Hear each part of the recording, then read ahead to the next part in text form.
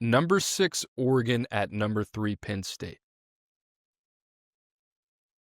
I studied these guys, both of them. This game is going to be freaking awesome. One of the best experiences of my college football career was in Happy Valley when I was in Michigan, Whiteout, and we got absolutely bamboozled. And it was just hard not to, get freaking amped in that place. The best environment in college football that I've ever been on as an opponent. No doubt. You go in there, it's electric, and whatever they're paying that DJ, they're not paying him enough. That guy was so freaking dialed. It'd be like 2nd and 13. We'd throw a quick slant, pick up 6 yards. In the moment our receiver's knee hit the ground, they're just ripping Kendrick Lamar. And that student section is going absolutely bananas. DJ was dialed. I don't know who that DJ is, but shout out to that guy. He's a big part of it, man. I mean, game experience. So Oregon, they got to jump on a flight from Eugene to State College. God, how long is that? 6-7 hours? Big Ten football, it's what we do. Penn State, favorite in this game. I know that is not the right line. Let me double check. I know that is not the right line. I'm looking at my sheet. It says 6.5. Not true. We'll come back to that. Penn State is definitely favored in that game. I want to say the line's at 2.5, 3.5.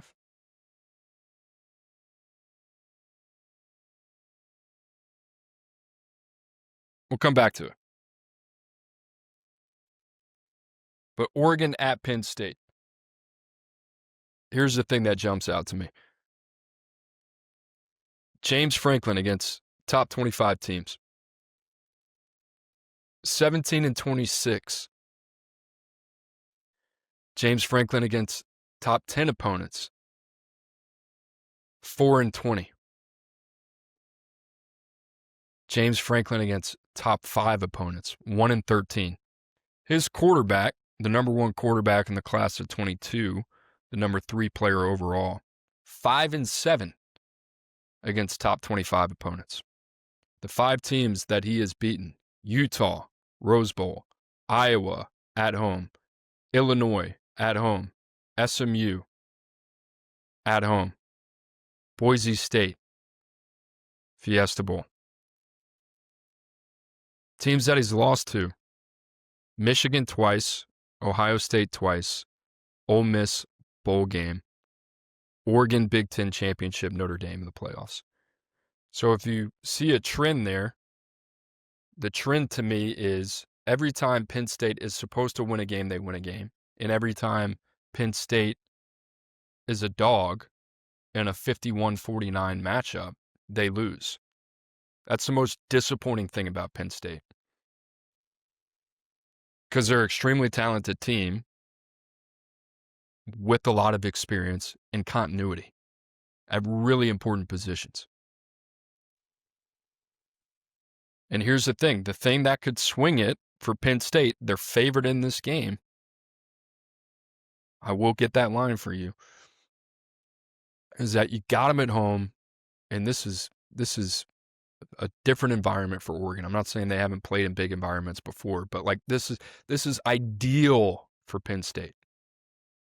Now, your last 3 games are Villanova, FIU, and Nevada. And now you're coming off a bye. You have not played anybody. You have not looked the part, yet you're ranked the top 3 team in the country through 3 weeks in the season. And when I watch Penn State, you watch them against Villanova, things are just clunky. It's okay to say they're not showing their hand, but you still want to be able to execute at a high level the vanilla concepts against a team like Villanova. Ground game, still waiting to get going. Nick Singleton, Katron Allen. They had a lot of success against Oregon last year in the Big Ten Championship on the ground game. Tyler Warren was a big part of that. They bring in Kyron Hudson, Trevor Petagna, Devontae Ross. I'd love to see some more touches for an electric playmaker like Devontae Ross. Some cheap touches. Get them involved any way you can. Screen game, jet sweeps, whatever. I haven't seen it. So maybe they're saving it for Oregon. Luke Reynolds in the middle of the field. Here's the other thing. Studying Drew Allar, one thing that he does really well, he is a very, very good passer when it comes to playing between the numbers. Really between the hashes. There's a different type of confidence to him when it comes to driving the ball in the intermediate to deep part of the field. And it's typically finding one of his tight ends. Penn State's lived a lot outside the numbers. I wish I had the deep analytics to run what the efficiency looked like when he's throwing outside the numbers versus when he's throwing between them.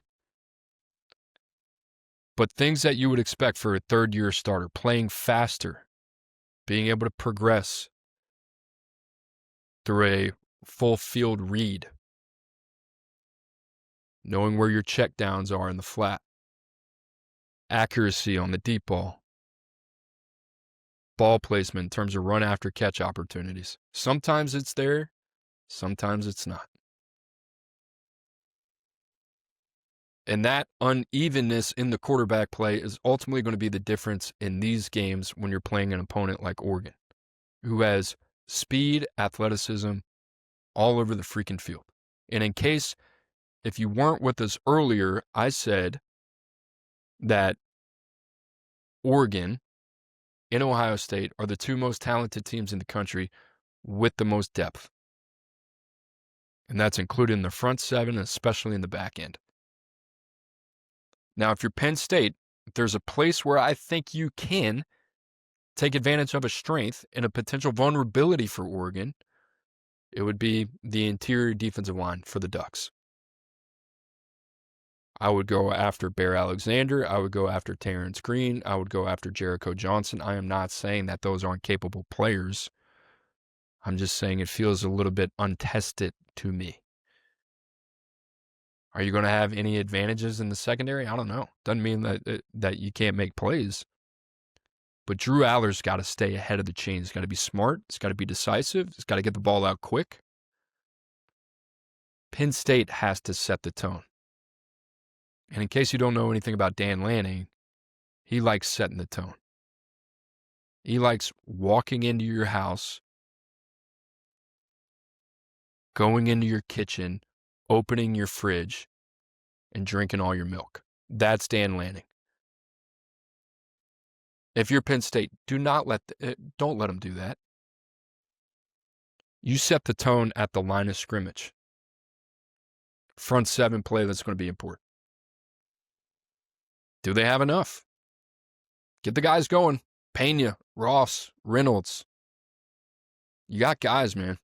Get the run game going. Offensive line. Drew Shelton, I like. It's been a little leaky at times as a unit. But I expect a totally different urgency out of Penn State, Andy Kotelnicki, Drew Allar offensively. This is the year. This is the year. Flip side, Oregon offense. You want to talk about a smooth operator in the short to intermediate. You want to talk about a guy that does get the ball out quickly and accurately. Dante Moore, UCLA transfer, former 5-star.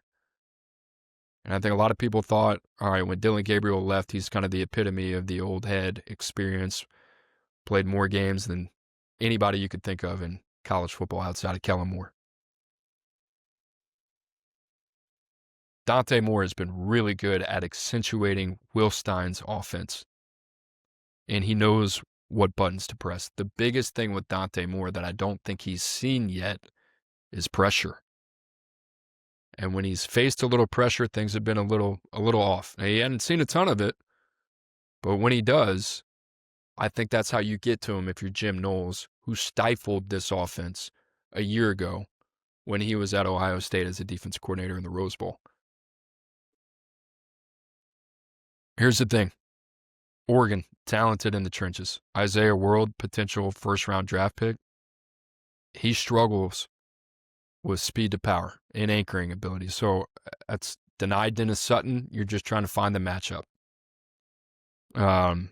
You think about their interior, Emmanuel Pregnon. Good players still working back from an injury. It's been okay. Alex Harkey, been solid, but I think that offensive line, you can get after a little bit. And they really haven't had a test yet. Oregon State, Oklahoma State. Oklahoma State just lost to Tulsa. So the eye test looks better than it actually is for Oregon. This is a big test. Outside DeCorian Moore, Malik Benson playing well, Gary Bryant, Jeremiah McClellan, Kenyon Sadiq, you better have answers for that freaking dude. Good luck. Best tight end in the country. Dog. So this comes down to the matchup of the X's and O's and the Jimmies and Joes. But Will Stein, Jim Knowles, what does that look like? Oregon, a dog on the road. And here's the thing. I'm just going with what I know. I haven't seen Penn State win these games. There's no track record that they win these games. Like when they play more talented, physical teams, they lose. When's the last time they had that win against a top 10 opponent or top 5? 2016 Penn State against Ohio State. I'm in the see it to believe it mode, and Dan Lanning's just a dude I don't really bet against much. And if I did, I'm going up, I'm gonna if I did bet against him, it would be with a horse that it's like, all right, this guy's been there, done that with a roster like Ohio State. How hyped do you think that dude is for this game? This game's going to be awesome, by the way. If you're just a fan of college football, tune into this game. All right, guys. Reminder, Coop's Corner. YouTube, what do we say? Smash the like button. Smash, smash, smash. Subscribe. Smash, smash, smash. Audio, podcast, wherever you find it. Podcasts, Apple, Spotify. You know the deal.